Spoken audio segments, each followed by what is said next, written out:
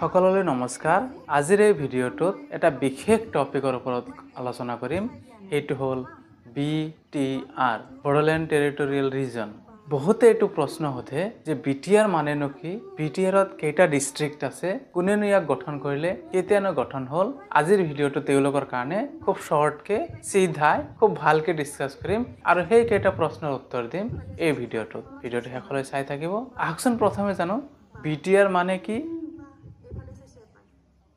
BTRৰ সম্পূৰ্ণ ৰূপটো হ'ল বড়োলেণ্ড টেৰিটৰিয়েল ৰিজন। ই হৈছে এটা সাহিত্য অঞ্চল যিটো অসমৰ ব্ৰহ্মপুত্ৰ ভেলীৰ বড়ো জনগোষ্ঠীৰ লোকক লৈ গঠিত হৈছিল। এতিয়া বাৰু আপোনাৰ মনত আহিব পাৰে যে বড়োলেণ্ড মানে বড়োসকলৰ দেশ নেকি?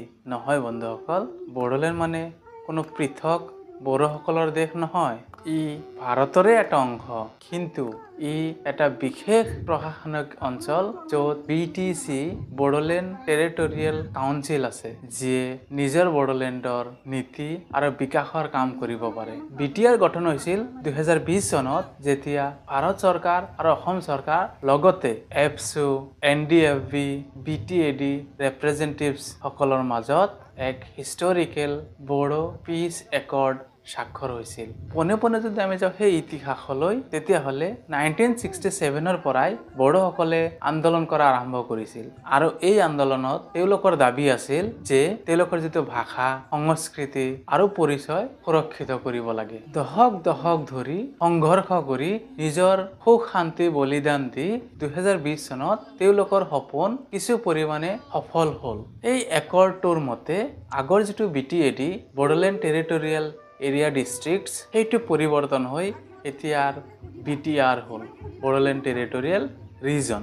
এই BTRৰ আণ্ডাৰত 4টা জিলা আছে। এই BTRৰ আণ্ডাৰত 4টা ডিষ্ট্ৰিক্ট আছে: কোকৰাঝাৰ, চিৰাং, বাক্সা আৰু ওদালগুৰি। আৰু এই 4টা ডিষ্ট্ৰিক্ট মিলি BTRৰ অংশ হৈছে। এতিয়া প্ৰশ্ন আহিব যে BTRৰ কাম কি? BTR হ'ল এটা সাহিত্য অঞ্চল, মানে ইয়াৰ নিজৰ BTC বড়োলেণ্ড টেৰিটৰিয়েল কাউন্সিল আছে, যাৰ মুখ্য পদটো হ'ল CEM, চিফ এক্সিকিউটিভ মেম্বাৰ। আৰু এই কাউন্সিলে শিক্ষা, পৰিৱেশ, স্বাস্থ্য, গাঁও উন্নয়ন আদি বহুত বিষয়ত সিদ্ধান্ত ল'ব পাৰে।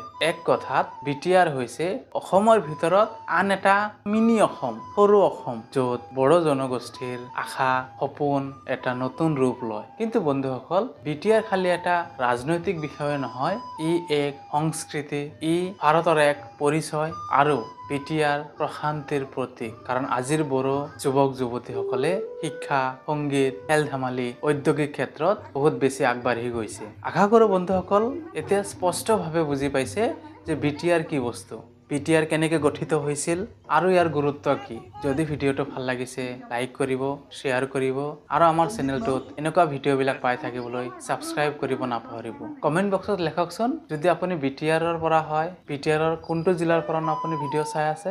আজিৰ কাৰণে এইখিনিয়ে। জয় অসম, জয় বড়োলেণ্ড। ধন্যবাদ।